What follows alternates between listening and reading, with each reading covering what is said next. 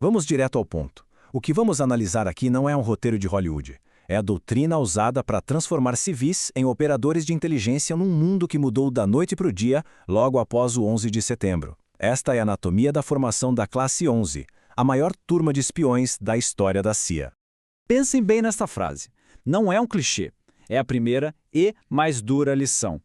Ela resume a pressão esmagadora, a realidade absoluta que acompanha cada oficial clandestino desde o primeiro dia de treinamento. É um peso que não se tira dos ombros. Este será o nosso roteiro. A gente vai dissecar a doutrina que a Classe 11 recebeu passo a passo, do contexto estratégico global até a essência do que realmente define um operador eficaz. Cada etapa constrói a próxima. Os ataques de 11 de setembro não foram só uma tragédia. Foram a prova de uma falha de inteligência gigantesca. O inimigo não era mais um Estado com um exército e um endereço. Era uma rede difusa, escondida. E isso forçou uma mudança total na forma como a CIA precisava treinar seus oficiais. A espionagem deixou de ser aquele jogo quase civilizado em capitais europeias e virou uma caçada por terroristas em lugares remotos. A confiança excessiva em tecnologia, em satélites, se mostrou um fracasso. A prioridade absoluta, a urgência, passou a ser a inteligência humana, a HMINT. Era preciso entrar na cabeça do inimigo. Com um jogo novo, vieram regras novas. Antes de ensinar qualquer habilidade prática, os recrutas da Classe 11 precisaram internalizar a filosofia da agência. Uma filosofia dura, sem espaço para negociação. Estas são as regras de engajamento no mundo clandestino. A missão é essa, sem firulas, sem romantismo. É direta, é brutal e é o único foco. É sobre aprender a mentir, a enganar e a roubar, tudo em nome da segurança nacional. Não há ambiguidade aqui. E aqui a primeira lição de terminologia que é crucial. A CIA não emprega agentes como nos filmes. A CIA emprega oficiais. Nós somos os oficiais. Os agentes são os estrangeiros, aqueles que traem os próprios países para nos fornecer informações. Confundir os dois é um erro de amador. Outra diferença conceitual que é a base de tudo. Uma operação clandestina, se descoberta, é negada. Ela, oficialmente, nunca aconteceu. Já uma operação encoberta, ela acontece. Os resultados são visíveis, mas a autoria é escondida. Dominar essa distinção é fundamental para qualquer planejamento operacional. Muito bem, saindo da teoria e entrando na prática. A arte clandestina não é sobre instinto ou genialidade. É sobre disciplina. Pura, repetitiva e exaustiva disciplina. Vamos ver as habilidades que formam o alicerce do trabalho de um oficial. A disciplina mais, e eu repito, mais fundamental é a Rota de Detecção de Vigilância, ou SDR. Nenhuma, absolutamente nenhuma ação operacional é executada sem antes garantir que se está limpo, ou seja, sem vigilância. E o objetivo não é ser evasivo, é ser oposto. É ser tão entediante que qualquer serviço de inteligência hostil perde o interesse.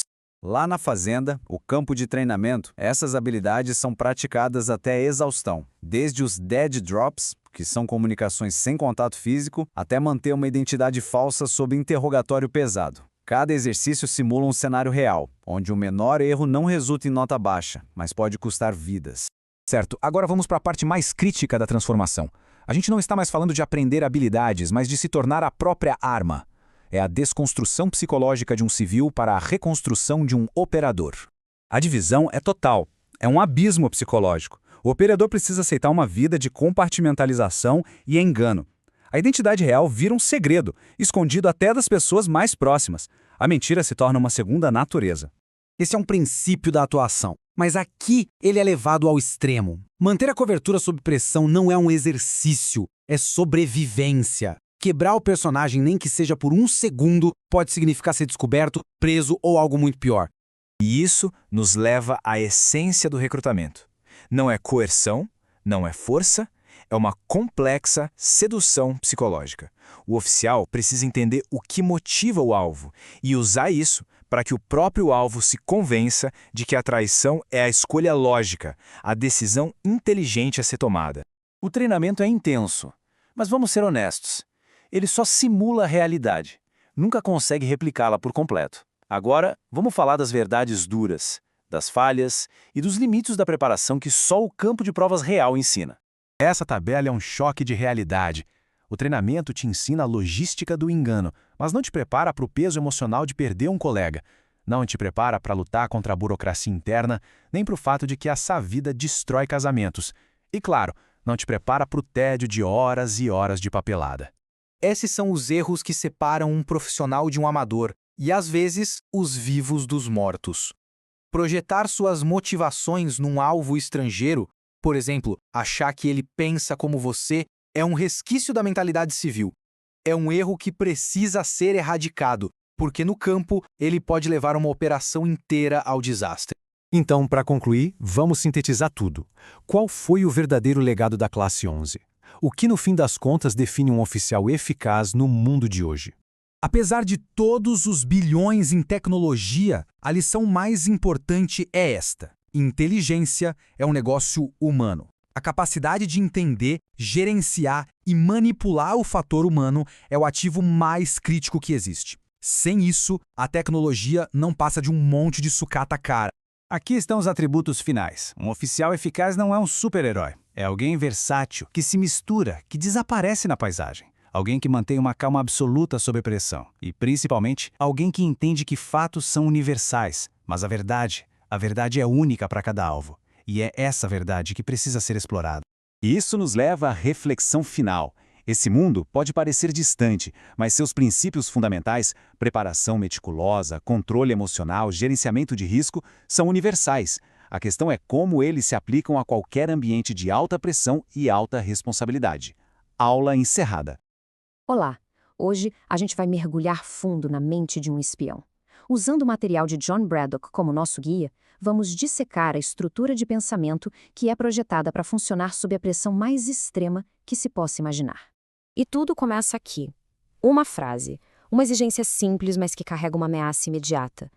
Essa frase é o gatilho, é o que dá início a toda a cadeia de pensamento que a gente vai analisar passo a passo. Desde o primeiro segundo, o risco é altíssimo. E aqui a gente já se depara com o paradoxo central da espionagem, né? O ideal é ser invisível, se misturar com a paisagem. Só que a realidade do trabalho é que o confronto, em algum momento, vai acontecer. É uma certeza. Então, a grande questão é como uma mente treinada se prepara para lidar com o inesperado. Certo? Então vamos para o nosso estudo de caso. O cenário? Um vagão de metrô na Europa de madrugada. Uma situação que poderia ser banal, mas que vai se tornar uma verdadeira aula prática sobre como pensar de forma estruturada sob pressão. A narrativa começa com um confronto direto. E reparem na coleta de dados que acontece instantaneamente. O agressor é magro, tem uma postura agressiva, olhos meio perdidos, desfocados. A exigência dele é clara, direta. Ele quer o celular. É nesse exato momento, sob ameaça, que o treinamento é ativado. Então, vamos dar uma pausa aqui na cena para entender a principal ferramenta mental que ele usa para processar tudo isso, o ciclo Dada. O que está acontecendo aqui, dentro da cabeça do agente, é uma verdadeira batalha. De um lado, tem um instinto primitivo, o nosso cérebro reptiliano, que grita lute ou fuja, é pura reação. Do outro lado, tem o córtex pré-frontal, que é a parte treinada, a parte que busca a clareza. O pensamento estruturado é exatamente o que impede que o instinto assuma o controle. É o que transforma uma simples reação em uma resposta estratégica. O ciclo DADA é o coração desse método. É um processo de 4 passos bem lógicos. Primeiro, claro, os dados. Coletar tudo o que está acontecendo ao redor. Segundo, a análise.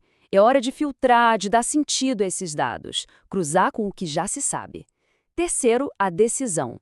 Com base na análise, escolher o que fazer. E, por fim, a ação, colocar a decisão em prática. É esse ciclo que transforma o caos em uma ação eficaz. E a genialidade disso tudo está na simplicidade. Não é nenhuma fórmula mágica e complexa. É uma ferramenta mental fundamental. A estrutura dela é linear, o que a torna robusta e, o mais importante, comprovada em campo nas piores condições possíveis. E olha, essa ideia não é nova. Ela tem um precedente histórico muito famoso no mundo militar. O ciclo ODA, desenvolvido nos anos 50 pelo coronel John Boyd para pilotos de caça. A grande sacada do Boyd foi que no combate aéreo não era só o avião mais rápido que vencia, mas sim o piloto que conseguia pensar e decidir mais rápido. Quem completava o ciclo mais rápido ganhava. Essa ideia foi tão revolucionária que influenciou o projeto de caças como o F-15 e o F-16. Certo, com essa base teórica na mão, Vamos voltar para o metrô e ver essa estrutura toda em ação. O agente vai usar o ciclo DADA para responder a primeira e mais crítica de todas as perguntas. A pergunta fundamental é essa, porque a resposta para ela muda absolutamente tudo. Muda o contexto, muda as regras do jogo, muda as decisões que virão a seguir. É o ponto de partida de toda a estratégia. E agora a gente vê a fase de dados acontecendo em tempo real. É uma varredura mental, rapidíssima. Ele nota, o agressor falou a língua local, um bom sinal. O foco dele está no celular, não na pessoa. Ele é agressivo, mas sem sutileza nenhuma. As outras pessoas no vagão estão assustadas, não parecem parte de um plano. Existem câmeras de segurança e o agressor está tentando criar uma barreira visual, isolar a interação. Cada detalhe é uma peça do quebra-cabeça. Agora vem a análise. É aqui que ele cruza esses dados com os modelos mentais que ele tem sobre uma operação de inteligência. A abordagem do cara foi sutil ou direta? Direta. Ele parece estar sozinho ou com apoio? Sozinho.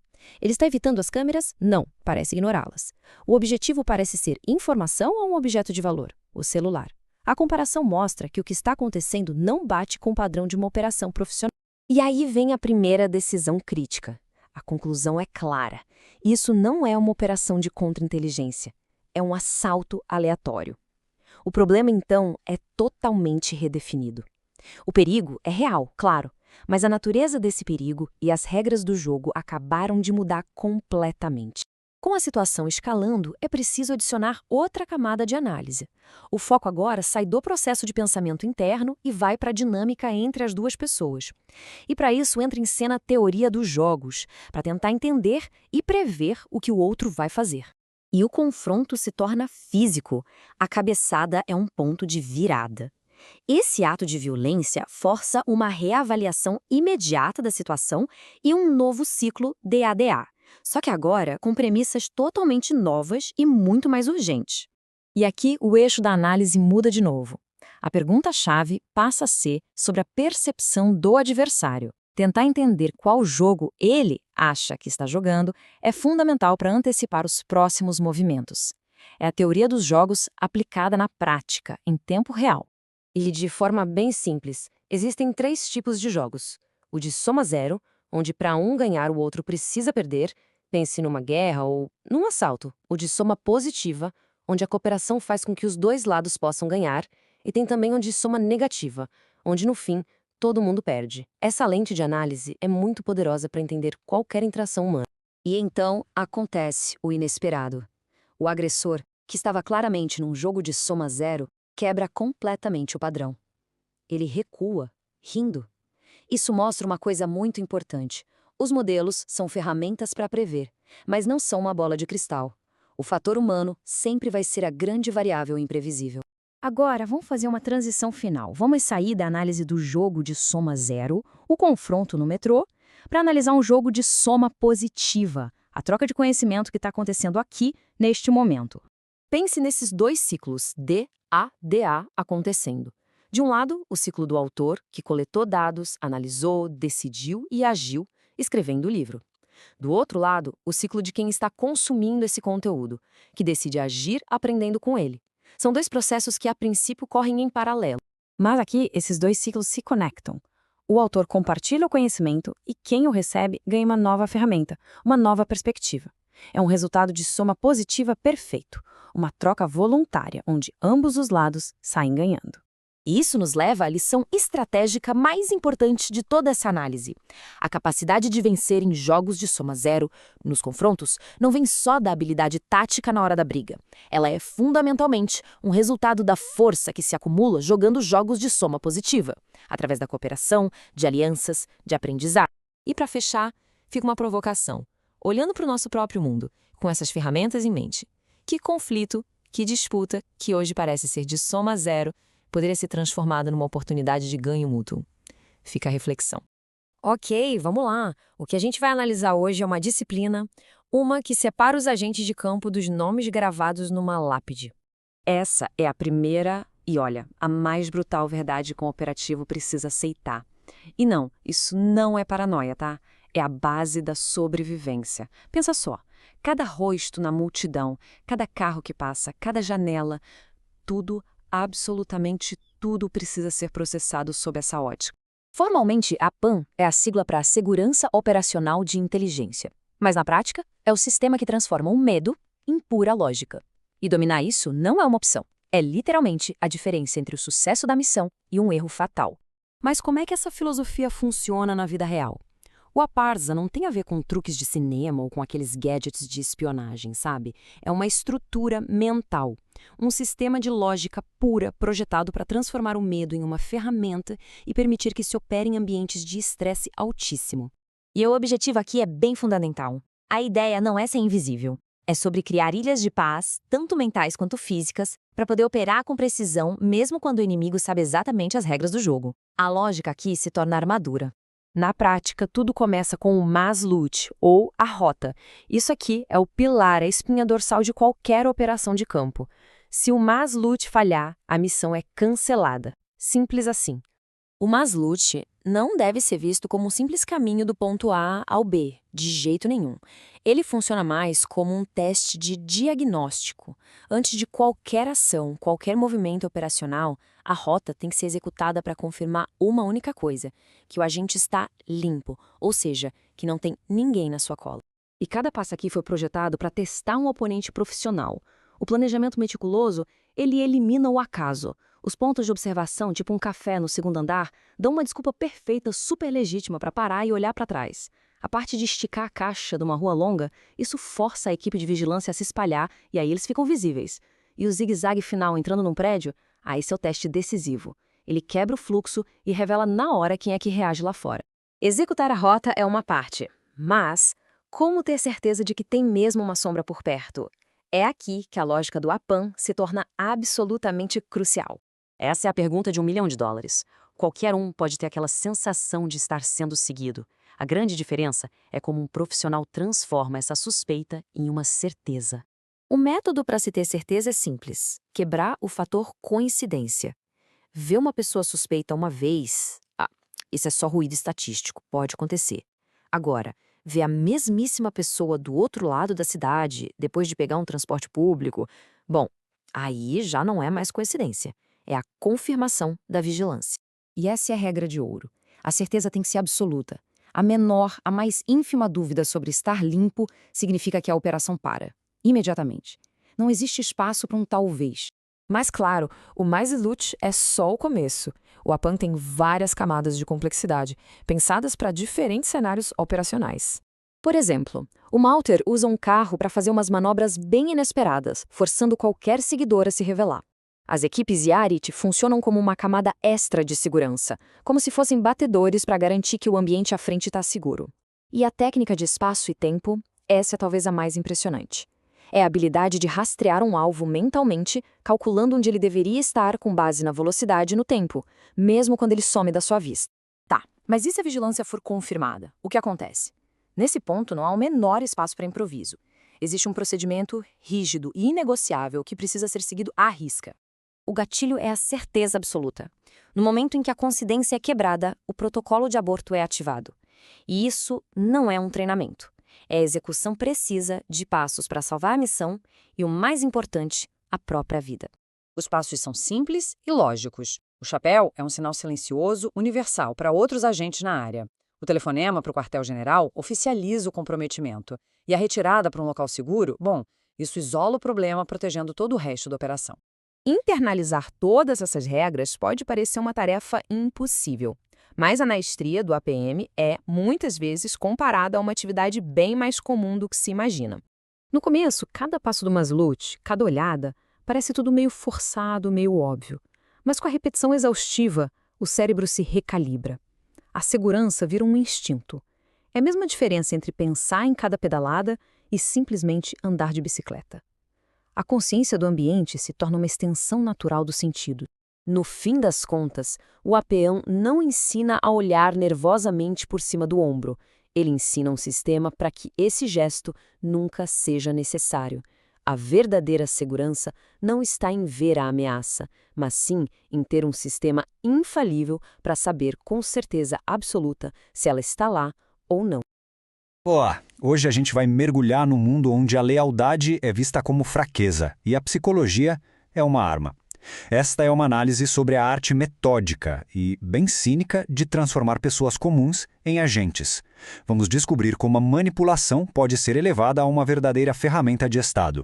Essa frase já diz tudo, né? A missão aqui não é encontrar aliados, mas sim criar ativos. É um processo que eles encaram como uma engenharia moral. A ideia é basicamente desmontar as convicções de uma pessoa e reconstruir tudo para servir a um propósito completamente novo. Pensa nisso como se fosse um roteiro, sabe? Um roteiro sendo escrito em tempo real. Só que o alvo não faz a menor ideia de que ele é o protagonista. A verdade aqui é o de menos. O que realmente importa é criar uma performance tão convincente que a pessoa acaba virando um peão num jogo muito maior, movido por cordas que ela mesma nem consegue enxergar.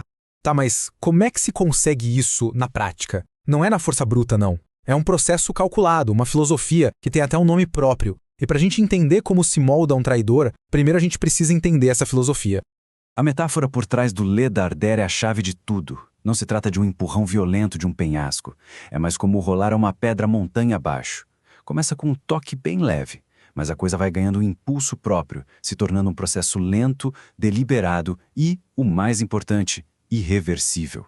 A pessoa vai deslizando para a traição sem nunca conseguir identificar o momento exato em que cruzou a linha. E essa ilustração mostra a mecânica perfeitamente. Começa com algo pequeno, um favor que a mente consegue justificar. Só que cada sim torna o próximo sim um pouco mais fácil. É a clássica ladeira escorregadia. A moralidade do alvo vai sendo corroída não pela força, mas por uma sequência de pequenas decisões dele mesmo, até que ele se vê completamente encurralado. Claro que um processo desses, tão delicado, não funciona com qualquer um. A primeira tarefa de qualquer operação é encontrar a pessoa certa, a fechadura que se encaixa perfeitamente na chave deles. Então, o que exatamente eles procuram num alvo ideal? Essa citação aqui, nossa, ela resume tudo. A psicologia por trás da seleção de alvos é brutalmente pragmática. Felicidade, estabilidade, contentamento, nada disso é só inútil para um recrutador. São verdadeiros obstáculos. O que eles buscam é a insatisfação, o desejo não realizado. Essa é a matéria-prima da traição. E olha só o contraste, é gritante. Não se perde tempo com quem tem uma vida sólida e princípios firmes. Pelo contrário, a busca é por rachaduras na armadura, dívidas, um ego ferido, vícios secretos ou uma ideologia que pode ser distorcida. Essas são as portas de entrada para a manipulação.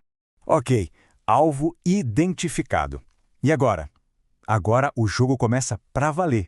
E a operação de recrutamento não é nada improvisada, viu?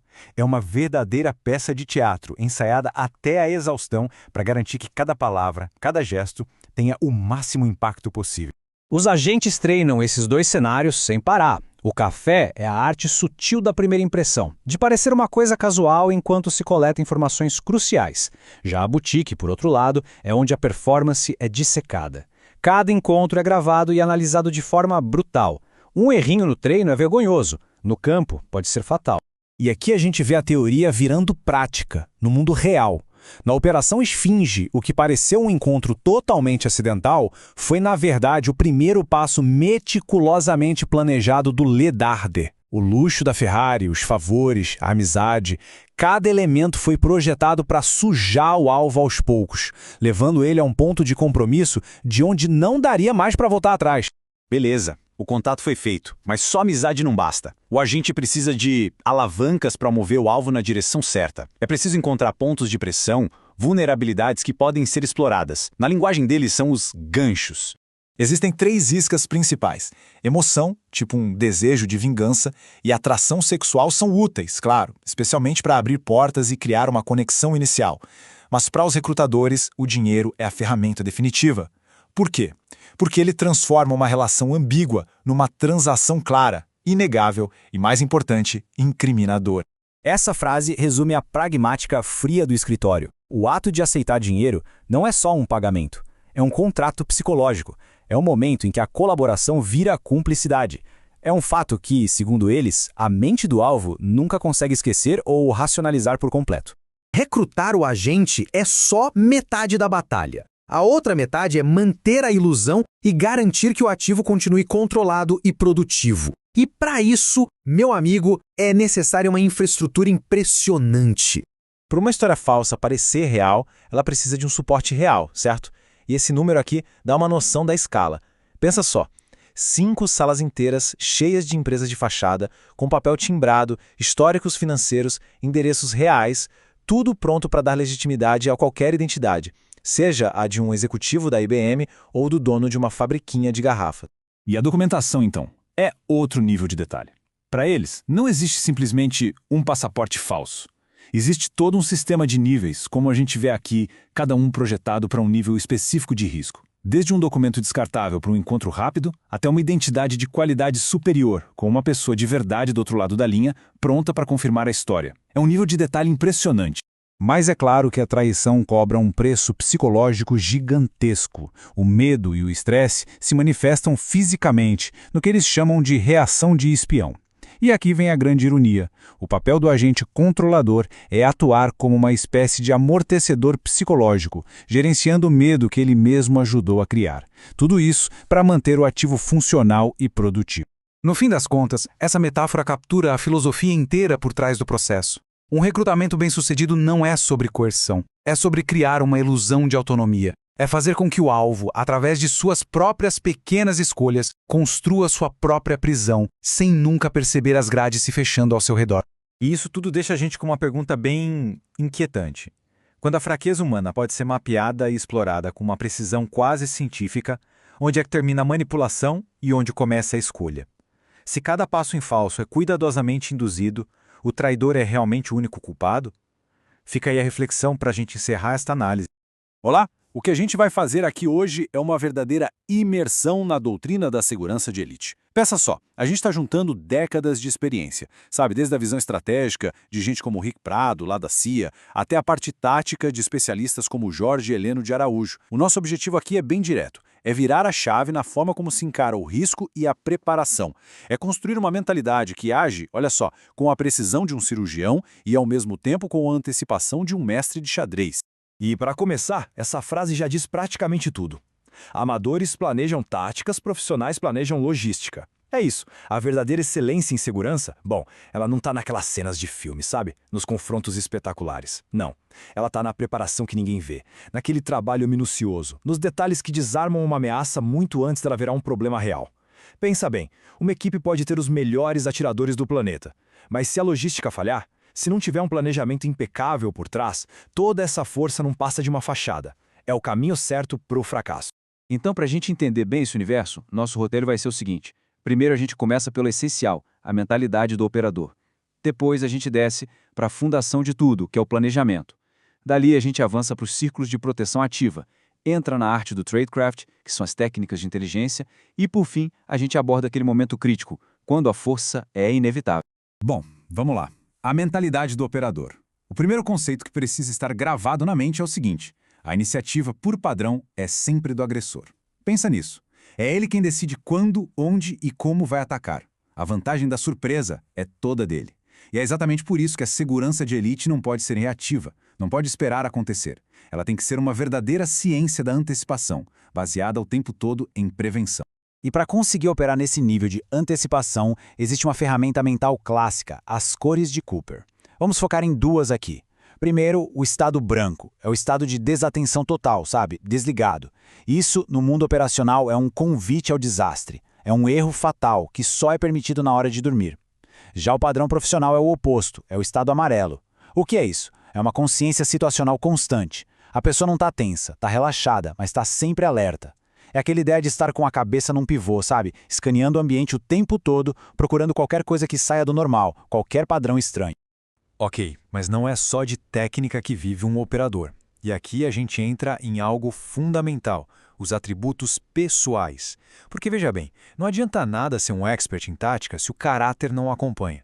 Integridade e honestidade, isso é a base de tudo, é o que cria confiança na equipe. Estabilidade emocional é saber usar a técnica no meio do caos sob pressão máxima. Discrição é chave. O operador não está ali para aparecer, ele tem que ser invisível. E claro, a ação proativa, que reforça tudo que a gente já falou. A melhor maneira de evitar uma emboscada é simplesmente não entrar nela. A vitória real é a que acontece sem nenhum tiro. Tudo bem? Vamos avançar. Se a mentalidade que a gente viu é tipo o software do operador, então o planejamento é a arquitetura da missão. É aqui, nessa fase, bem antes de alguém sequer pisar em campo, que uma operação é ganha ou perdida. E um planejamento profissional não é feito de qualquer jeito. Ele segue 4 fases que são, inegociáveis. Primeiro, o reconhecimento. É a coleta massiva de dados, rotas, plantas, hospitais, tudo. Segundo, a logística. Lembra da primeira frase? É a espinha dorsal de tudo. Veículos, comunicação, suprimentos. Terceiro, o briefing e o ensaio. É aqui que todo mundo fica na mesma página, que a equipe se sincroniza. E por último, mas talvez o mais importante para a evolução, o debriefing. Acabou a missão, senta e analisa. O que deu certo, o que deu errado. Sem essa análise crítica, a equipe não melhora, não evolui. Beleza. Com a mentalidade certa e o planejamento feito, agora a gente pode falar da execução. E a doutrina clássica aqui é pensar a proteção em camadas, como se fossem círculos um dentro do outro. A ideia é detectar, impedir e neutralizar qualquer ameaça o mais longe possível do alvo. O círculo mais de fora é o da segurança ostensiva. A função dele é, antes de mais nada, psicológica. É a barreira visível. A presença de agentes, de viaturas, de barreiras físicas, tudo isso serve para desestimular. Aquele agressor de oportunidade menos preparado já olha e pensa 2 vezes. É o primeiro filtro. Um passo para dentro, a gente tem a segurança velada. Esses são literalmente os olhos e os ouvidos da equipe no meio do público. São agentes à paisana, que ninguém sabe que estão ali. A missão deles é identificar qualquer comportamento estranho, alguém vigiando, qualquer sinal de hostilidade, muito antes de virar um ataque. Eles são o sistema de alerta antecipado. E por fim, o coração da operação. O círculo interno, a proteção aproximada. É a equipe que está colada no protegido, se movendo junto. A responsabilidade deles é tripla. Primeiro, cobrir o alvo, se preciso com o próprio corpo. Segundo, neutralizar uma ameaça que chegou perto demais. E terceiro, que é a prioridade máxima, tirar o protegido da zona de perigo o mais rápido possível. E falando em sair da zona de perigo, principalmente quando se está em um veículo, existe uma regra de ouro, uma regra inquebrável. Se o carro sofre um ataque, uma emboscada, a prioridade número 1 não é revidar o fogo. É sair do X. O que é o X? É a zona de morte, o ponto focal do ataque. O carro tem que continuar andando, não importa como. É por isso que lá no planejamento, variar rotas e horários é tão fundamental. É para nunca dar um X previsível para o inimigo. Muito bem, agora a gente entra num terreno um pouco diferente. A gente vai falar da arte do tradecraft, o domínio da inteligência.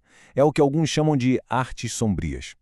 Aqui, a excelência não está na força, mas na habilidade de coletar a informação crucial, de ver tudo sem jamais ser visto. E dentro do tradecraft, tem algumas técnicas que são a base de tudo. Por exemplo, as rotas de detecção de vigilância, ou SDRs. Basicamente, é usar o próprio caminho, com paradas e curvas planejadas, para descobrir se tem alguém seguindo a equipe. Outra é a identificação de ameaças, que é saber reconhecer quando o inimigo está fazendo a vigilância dele para preparar um ataque. E tem um conceito estratégico genial, nadar na corrente. Em vez de ir atrás só do soldado na ponta, o foco tem que ser no suporte logístico e financeiro do adversário. É cortar o mal pela raiz, porque é a parte mais difícil de ser substituída. Bom, chegamos ao nosso último ponto. E aqui a gente precisa ser muito claro sobre uma verdade dura dessa profissão. Se um operador precisa sacar a arma e usar, é porque algo no planejamento, na prevenção, falhou. O uso da força é o último recurso. Mas, se o confronto for inevitável, a resposta não pode ser pela metade. Ela tem que ser o que se chama de violência cirúrgica. E isso nos leva direto a um dos maiores e mais perigosos mitos que o cinema criou. A ideia de atirar na perna. Isso não existe no mundo profissional. É um conceito de amador que na vida real leva à tragédia. Por quê? Porque um tiro num braço ou numa perna não para um agressor determinado. A tática profissional busca outra coisa, o choque neurogênico. O alvo são áreas que, ao serem atingidas, causam um desligamento instantâneo do sistema nervoso. A neutralização da ameaça precisa ser imediata e total. É técnica, não achismo. Essa citação resume perfeitamente a filosofia. Meias medidas apenas trarão ferimentos. Não existe meio termo. Se o combate começou, a resposta tem que ser avassaladora, tem que ser total. O objetivo é acabar com a capacidade e, mais importante, com a vontade do oponente de continuar lutando. Hesitar, tentar uma meia medida num confronto desses, é a receita para o desastre. E para a gente amarrar tudo isso, tem uma analogia que é simplesmente perfeita. Pense na segurança de elite como o sistema imunológico do nosso corpo. A maior parte do tempo, a gente nem sabe que ele está trabalhando. Ele é invisível, está ali, só prevenindo. Mas no momento em que uma ameaça, um vírus, invade, a resposta é imediata, é massiva e é cirurgicamente precisa para eliminar aquele invasor e restaurar o equilíbrio. É exatamente assim que funciona. Então, para a gente fechar, vamos resumir os pontos principais. Primeiro, quem manda nos protocolos de segurança é o operador, não o cliente. Ponto final. Segundo, é preciso ser um segurança com dentes. O que isso quer dizer?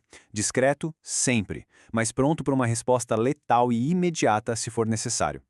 E por último, a realidade dessa área. O sucesso é invisível. Ninguém fica sabendo.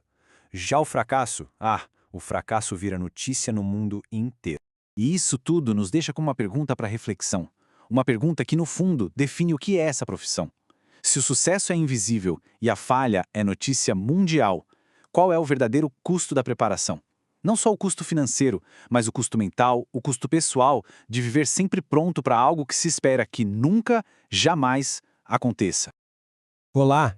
Vamos começar aqui uma verdadeira dissecação dos modelos mentais que sustentam a inteligência estratégica. O nosso objetivo não é só apresentar teorias, viu? A ideia é forjar o pensamento, transformá-lo em uma ferramenta de precisão para mudar de verdade a maneira como se processa a realidade. Toda decisão de alto risco, no fundo, se resume a este conflito interno. De um lado, você tem a reação instintiva, sabe? Aquele movimento automático, quase impelido pela pressão. Do outro, o raciocínio estruturado, a visão de quem enxerga o tabuleiro inteiro. O nosso foco aqui é exatamente em como construir a ponte entre um e outro.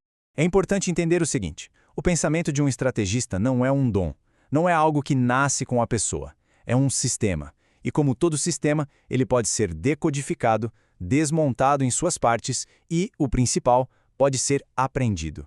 É exatamente isso que faremos aqui, transformar a complexidade do caos em uma metodologia clara e totalmente aplicável. Bom, o primeiro pilar dessa arquitetura mental é o seu fluxo operacional. Antes de qualquer técnica mais avançada, é fundamental dominar o processo sequencial que transforma informação bruta em vantagem estratégica. A gente chama isso de ciclo DADA. Observem bem esse processo de 4 estágios. Isso aqui não é só uma lista de tarefas. É uma corrente inquebrável que transforma informação em ação com propósito. Cada elo depende do anterior. Pensa bem, dados sem análise são só ruído. Análise sem decisão leva à paralisia.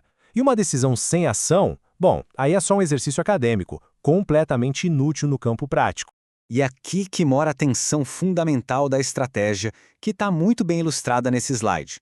As fases de pensamento, dados, análise e decisão são, digamos, baratas e reversíveis. O custo para mudar de ideia é quase zero. Agora, a ação é outra história. Ela é cara e, o ponto crucial, é irreversível. Quando se age, consome-se aquilo em finanças, a gente chama de valor da opção, ou seja, a flexibilidade de escolher outros caminhos. Uma vez que a peça é movida, o tabuleiro muda para sempre. Esse nosso ciclo DADA, na verdade, é uma adaptação direta de um conceito militar super consagrado, o LOOP ou ODA, de observar, orientar, decidir e agir. O coronel John Boyd, que foi o criador disso, provou que no combate aéreo a vitória não era do avião superior, mas sim do piloto que completava esse ciclo mais rápido que o adversário. A meta era entrar no ciclo de decisão do oponente para tornar as ações dele reativas e, no fim, ineficazes. Ou seja, a velocidade de processamento vira sua principal arma. Certo. Uma vez que a gente tem o nosso motor de processamento, o ciclo DADA, a próxima pergunta é: para onde a gente aponta esse motor? Uma ação eficaz exige, antes de tudo, uma leitura precisa do ambiente estratégico. E isso começa por decifrar as intenções dos outros jogadores em campo. Esta citação representa uma mudança de paradigma na análise. Perguntar qual o objetivo busca um ponto final, algo que pode ser escondido ou disfarçado. Mas a pergunta, que jogo ele pensa que estamos jogando? Essa investiga a própria lógica do oponente. Ao entender a percepção dele sobre o jogo, a gente entende as regras que ele vai seguir, os movimentos que ele considera válidos e assim a gente consegue antecipar as ações dele com muito mais precisão. Essa tabela nos dá uma taxonomia, uma classificação fundamental das interações humanas. São 3 modelos mentais básicos.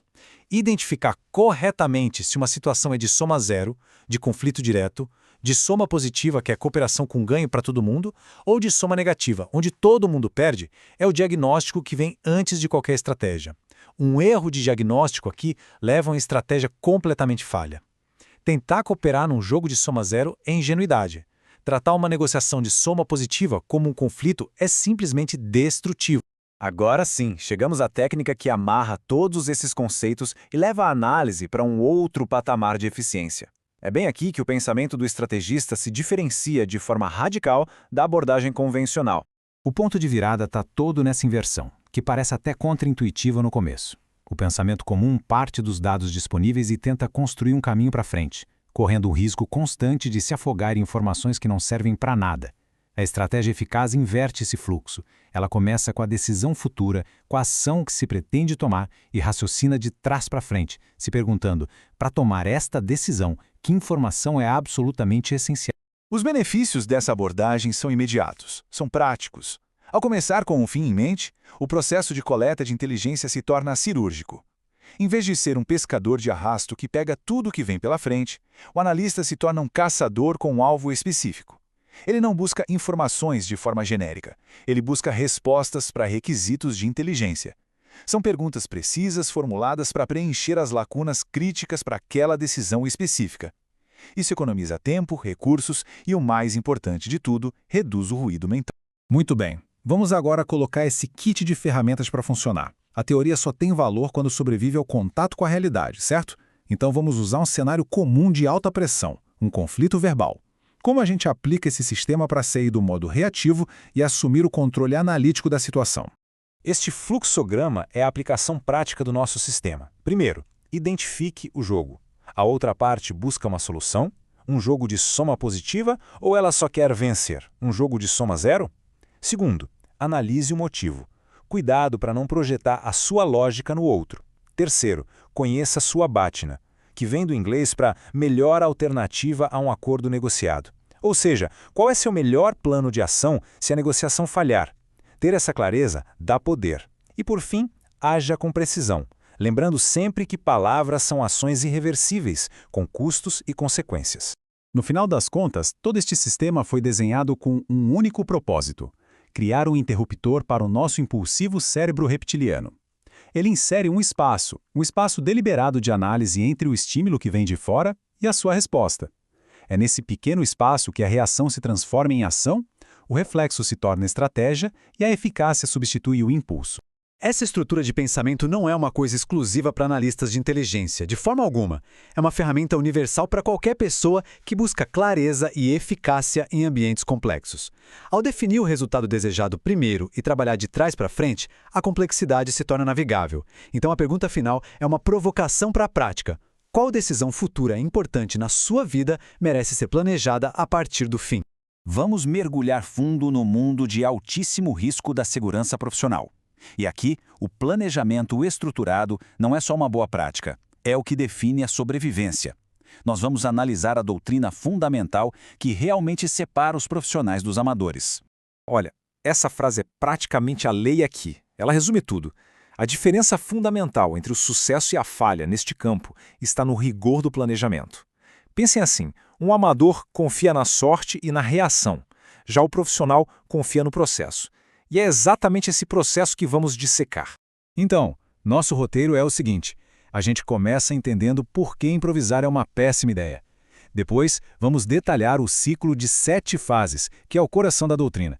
Na sequência, veremos como isso sai do papel e vai para a rua, a aplicação prática. Vamos falar também das armadilhas mentais que derrubam muita gente e, no final, a gente fecha com a síntese do pensamento profissional. Ok, vamos deixar uma coisa bem clara desde o início. Em operações de alto risco, não existe meia segurança. Não existe quase seguro. Ou o planejamento é completo, seguindo um ciclo lógico, passo a passo, ou ele simplesmente não serve para nada. Qualquer brecha, qualquer fase pulada é um convite aberto ao desastre. E é aqui que o jogo muda completamente. A mentalidade é outra. O amador está focado na tática, qual arma usar, como reagir a um ataque. O profissional não. O foco dele é na logística, rotas de fuga, suporte médico, comunicações. Ele não reage à ameaça, ele a antecipa, planejando toda a estrutura para neutralizá-la antes mesmo que ela se materialize. Muito bem, agora a gente chega no coração da doutrina, o núcleo de tudo. Este ciclo de 7 fases é, literalmente, a espinha dorsal de qualquer operação bem-sucedida. E atenção, isso aqui não é uma lista de sugestões, não. É um sistema integrado que garante a integridade da missão do comecinho ao fim. O ciclo tem 7 fases que formam um fluxo contínuo, sabe? É um ciclo de inteligência, preparação, ação e, muito importante, aprendizado. Cada etapa alimenta a próxima, criando uma estrutura operacional robusta. Agora, vamos entrar em cada uma delas. Fase 1, recebimento da missão. Tudo começa aqui na inteligência. E não é só saber para onde a pessoa protegida, o VIP, vai. É preciso entender quem é essa pessoa, seus hábitos, sua saúde, até seus vícios. E por que isso? Simples, porque um adversário vai usar exatamente essas informações para achar uma brecha. O profissional precisa encontrar essa brecha primeiro. Agora, fases 2 e 5. Reconhecimento. Por que 2 vezes? Porque o reconhecimento é um processo vivo. O primeiro, o preliminar, serve para mapear o ambiente, para identificar os pontos críticos, aquelas ruas estreitas, cruzamentos perigosos. Mas o mundo muda, né? Uma rua pode entrar em obras da noite para o dia e invalidar a melhor rota do mundo. É por isso que o reconhecimento final, feito bem em cima da hora da missão, é absolutamente inegociável. E com todos esses dados do reconhecimento em mãos, entramos na fase 3, o planejamento. É aqui que aquele mantra, amadores planejam táticas, profissionais planejam logística, vira lei. A equipe não desenha só um caminho, ela desenha múltiplos itinerários. O principal, um alternativo, uma rota de fuga de emergência. E o ponto crucial, todo esse documento é classificado como reservado, acessível apenas à equipe essencial para evitar vazamentos. Fase 4. Briefing. De que adianta ter um plano genial no papel se a equipe não o domina? De nada. O briefing é onde o plano ganha vida. O grande objetivo aqui é colocar todo mundo no que chamamos de estado amarelo. É um estado de prontidão constante, mas sem tensão. É estar relaxado, mas alerta. Pronto para escalar para o laranja ou vermelho numa fração de segundo.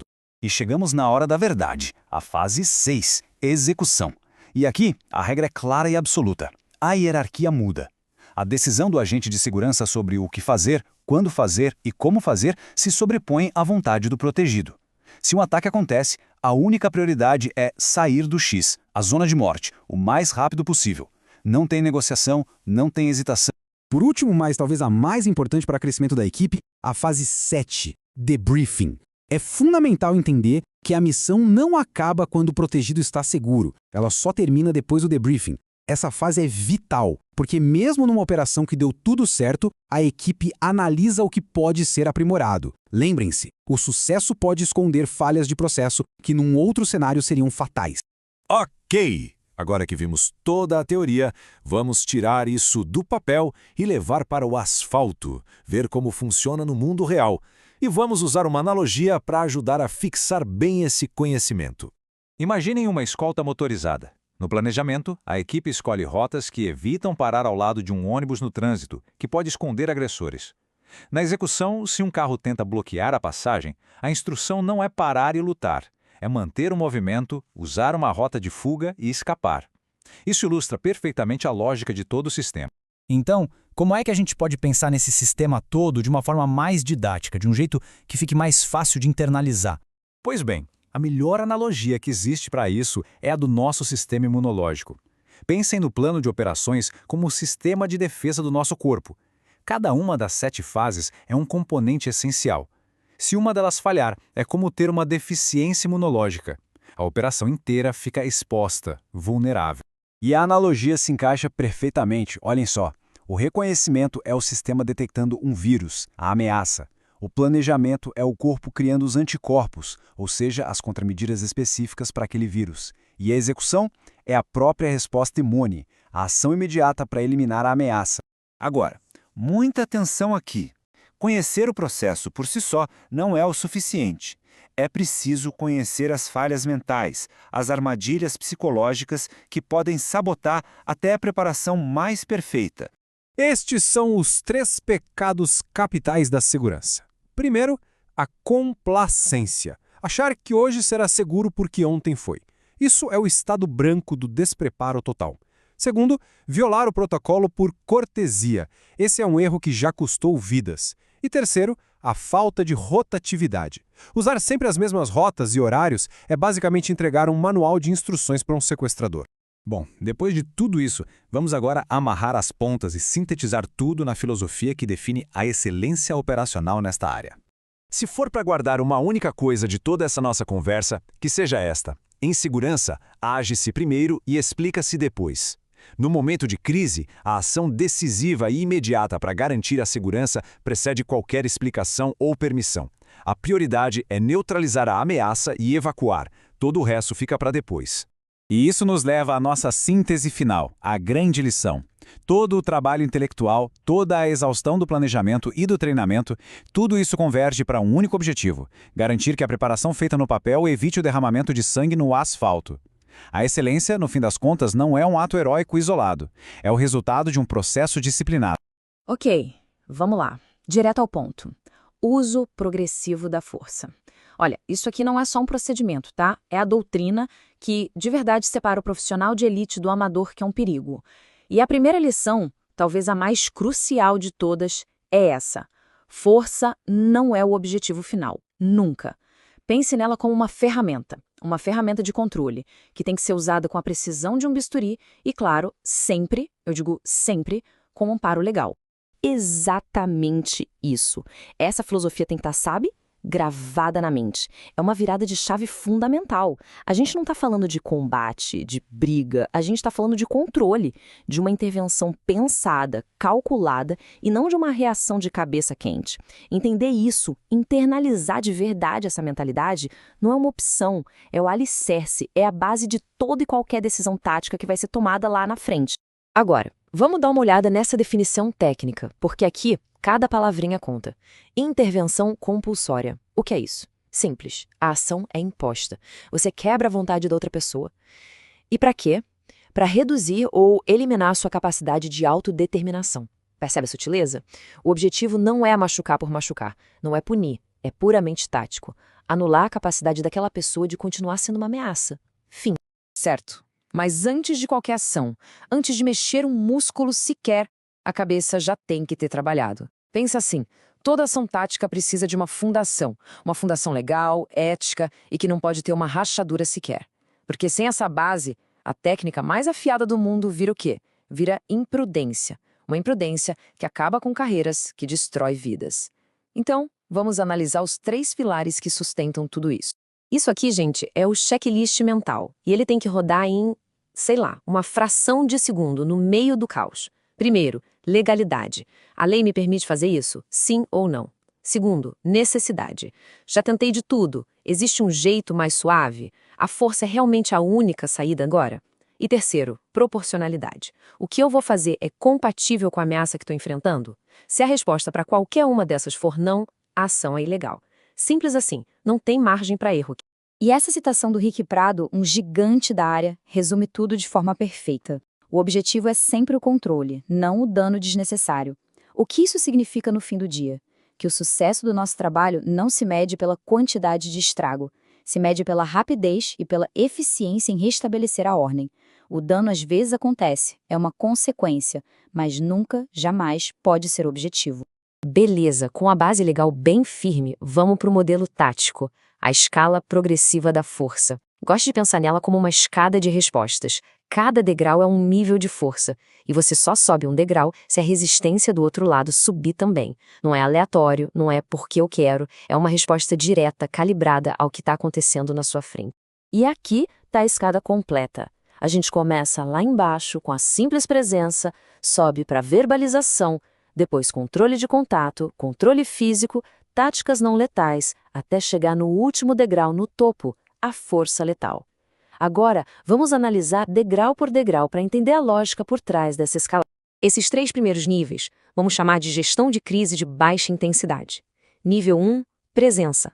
Muitas vezes, só de estar ali, com uma postura profissional, visivelmente preparado, já resolve. Nível 2, verbalização.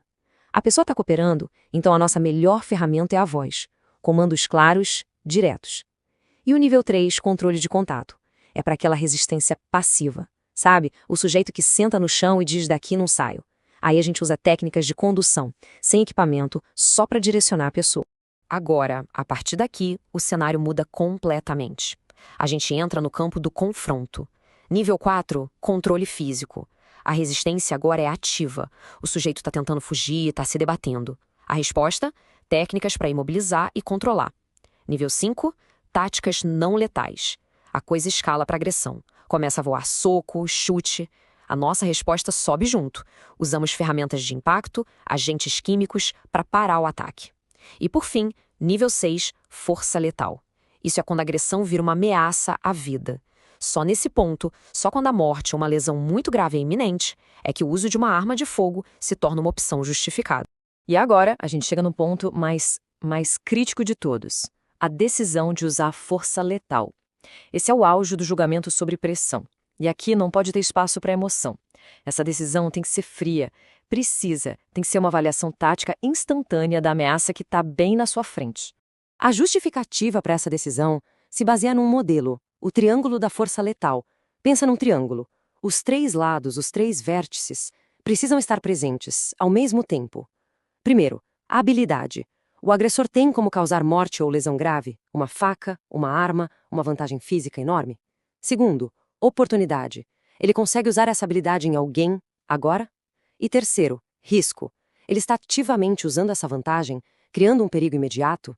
Se faltar qualquer um desses 3, o triângulo se quebra e o uso da força letal não se justifica. E para entender bem o que é oportunidade, olha só esse exemplo. É a diferença clara entre um perigo em potencial e uma ameaça real e imediata. Um sujeito com uma faca a 50 metros de distância. Ele tem a habilidade? Tem, mas ele não tem a oportunidade. A distância anula. Agora, esse mesmo sujeito com a mesma faca a 2 metros de alguém. Aí sim, habilidade e oportunidade se juntam e criam o risco. Entender essa relação de tempo e distância é fundamental. Muito bem. Mas a teoria é sempre bonita, né? A realidade é outra história. É no caos, no atrito do mundo real, que a gente vê quem treinou de verdade e quem não treinou. É onde o preparo de elite se separa do amadorismo. Então vamos falar agora dos erros mais comuns, aqueles erros perigosos que a gente vê por aí. Afinal, onde é que o amador erra? A falha costuma acontecer em 2 pontos principais. Primeiro, uma visão completamente errada sobre como um confronto violento funciona de verdade. E segundo, a total incapacidade de manter o controle da própria cabeça, o controle emocional, quando a pressão aperta. E vamos começar quebrando um mito de cinema, o famoso tiro na perna. O amador acha que isso é uma boa ideia, uma opção menos letal. O profissional sabe que isso é uma falha tática gigantesca. A realidade é simples. Um tiro na perna no braço não apaga um agressor determinado. Ele pode continuar vindo para cima. Quando a gente chega no nível da força letal, o objetivo tático é um só: incapacitação imediata. E isso se consegue com o choque neurogênico, mirando na região central do corpo. O que nos leva a outro erro, talvez ainda mais básico: a falha no controle mental. A famosa gatilhada. Aquele reflexo de fechar o olho, de se encolher na hora do disparo, isso não é um tique nervoso, pessoal, isso é falta de treinamento. E num confronto real, essa piscada, essa perda de foco por 1 milissegundo pode custar uma vida. Lembrem-se, o controle da arma começa, antes de tudo, no controle da sua mente. Ok, para fechar, vamos resumir tudo isso nos princípios que realmente importam. Para operar em alto nível, é preciso seguir um código. É isso que, no final das contas, define o profissional de elite. Primeiro ponto, a escalada é progressiva, mas se o nível falhar, a ação tem que ser decisiva. Falhou? Sobe para o próximo nível, na hora, sem hesitar. Segundo, improvisa o inimigo. A ação se planeja. Você tem que garantir a superioridade de força antes de entrar no confronto. E terceiro, que é crucial para sua carreira, documente tudo. Você age primeiro, mas depois o seu relatório tem que justificar cada passo com uma precisão cirúrgica. E para a gente terminar, eu vou deixar uma questão no ar. Não para ser respondida agora, mas para reflexão. Pensem comigo. A transição ali entre o nível 4, o controle físico, e o nível 5, táticas não letais, essa é talvez a área mais cinzenta, o maior desafio de toda essa escala. É justamente nesse momento, na decisão de sacar uma ferramenta de impacto, que o verdadeiro julgamento, a experiência e a qualidade do treinamento de um profissional são postos à prova. Olá, vamos começar? Hoje, a gente vai dissecar um dos momentos mais complexos e, sem dúvida, de maior risco na segurança pessoal, a escolta a pé. É exatamente aqui, em terreno aberto, que a vulnerabilidade atinge o pico e a competência do agente é testada ao limite. O nosso objetivo é entender a doutrina que transforma um simples deslocamento numa verdadeira fortaleza móvel. Essa frase, olha, ela resume a essência da nossa profissão. Ser um escudo humano não tem nada a ver com força bruta, e sim com inteligência tática. A tal geometria da proteção é justamente sobre o nosso posicionamento dinâmico, sempre cobrindo ângulos de ameaça. E a psicologia do ambiente é a nossa habilidade de ler a multidão, de saber quem é só um curioso e quem pode ser um suspeito. É exatamente isso que a gente vai aprender a dominar. Bem, a nossa aula de hoje vai seguir uma estrutura bem lógica. Primeiro, a gente começa entendendo o problema, a zona de vulnerabilidade. Depois, a gente parte para as ferramentas que resolvem esse problema, ou seja, a geometria e as formações táticas. Na sequência, vamos analisar os recursos necessários, qual é o efetivo ideal. E para fechar, a gente vai ver tudo isso funcionando num cenário prático. E por fim, vamos resumir os princípios que guiam a excelência em campo. Então, vamos ao primeiro fundamento. O que é, afinal, essa tal de geometria da proteção? Não pensem nisso como uma coreografia, uma coisa ensaiada, não. Pensem como uma barreira viva, que é inteligente e se adapta. Cada agente é, ao mesmo tempo, um sensor e um executor. E a formação? A formação é o sistema nervoso que conecta todo mundo para neutralizar o risco antes mesmo que ele apareça. Olha, toda e qualquer formação, não importa o quão complexa seja, serve a dois propósitos que são inegociáveis. O primeiro, observação 360 graus. E não é só ficar olhando, não. É uma varredura ativa, constante, procurando qualquer coisa fora do normal. O segundo, a capacidade de cobrir e evacuar. Se o pior acontecer, a formação tem que fechar sobre o protegido, como uma concha, absorvendo o impacto e tirando ele da zona de morte, que é a área onde o agressor tem mais chance de acertar. E aqui, gente, está um princípio que separa os amadores dos profissionais: flexibilidade. Uma formação que é rígida demais é também previsível para um agressor. Ela denuncia as intenções e cria pontos cegos quando o ambiente muda. A equipe precisa fluir, sabe? Se contrair e expandir junto com a multidão. Rigidez é sinônimo de fragilidade. A verdadeira força está na capacidade de se adaptar. Certo. Vamos analisar agora as duas geometrias de proteção mais básicas. É importante não pensar nelas como posições fixas, mas sim como ferramentas estratégicas. Cada uma tem uma finalidade muito específica. Vamos lá para as nossas ferramentas primárias.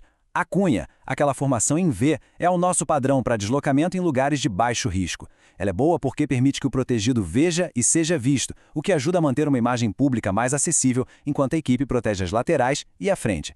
Agora, o losango, ou diamante, essa é a nossa fortaleza. É uma formação de 360 graus que a gente ativa no meio de multidões. Com ela, a gente sacrifica a visibilidade do protegido, sim, mas em troca, a gente ganha a proteção máxima, criando uma bolha de segurança praticamente impenetrável. Agora um ponto crucial. A execução perfeita dessas formações depende diretamente do nosso efetivo. E aqui, a discussão não é se mais gente é melhor. A pergunta certa é: qual o número de agentes que otimiza a nossa capacidade tática? Ou seja, que nos permite manter a cobertura 360 graus e ainda mudar de uma formação para outra sem deixar nenhuma brecha. Essa tabela aqui mostra bem a evolução da nossa capacidade. Com um ou dois agentes, a gente está basicamente tapando o buraco, sabe? É uma proteção mais reativa, bem limitada. A verdadeira capacidade tática, aquela que é proativa, começa a aparecer mesmo com 4 agentes. É com esse número que a gente consegue fazer a transição entre cunha e losango de forma fluida. Com 5, aí sim, a gente atinge a excelência com redundância e cobertura total. O número 4 é o nosso ponto de equilíbrio tático. Uma equipe com 4 agentes é considerada a composição ideal. Por quê? Porque ela oferece as condições perfeitas para alternar entre as formações cunha e losango sem perder a qualidade da cobertura em nenhum momento. É o balanço perfeito entre eficácia e discrição. Já com 5 agentes, a gente alcança o que é considerado o padrão excepcional. E o motivo é simples. Além dos 4 agentes cobrindo os quadrantes, a gente tem um quinto elemento, que geralmente é o chefe da equipe, atuando como um coringa tático. Ele tem liberdade para se posicionar, ter a melhor visão, coordenar a equipe e, numa crise, ser o primeiro a cobrir e evacuar. Muito bem, vamos sair um pouco da teoria e levar esses conceitos para o campo. Vamos analisar como esses princípios todos se aplicam numa situação real, uma situação de alto risco. Imaginem o cenário. A personalidade que estamos protegendo está entrando no saguão de um hotel lotado. É um ambiente totalmente dinâmico, imprevisível, cheio de potenciais ameaças escondidas. A pressão é imediata. Ok, vamos ver o protocolo em ação. Primeiro passo, a transição para losango é imediata. Assim que se entra no saguão, a segurança se fecha. Segundo, a equipe opera em estado amarelo. Ou seja, um alerta relaxado, mas procurando ativamente por qualquer comportamento estranho. Mãos nos bolsos, olhares fixos, gente andando contra o fluxo. Terceiro, se uma ameaça se confirma, a ação é reflexa e dividida. Os agentes mais próximos cobrem e movem o VIP, enquanto os outros interceptam a ameaça ou abrem um caminho para a fuga.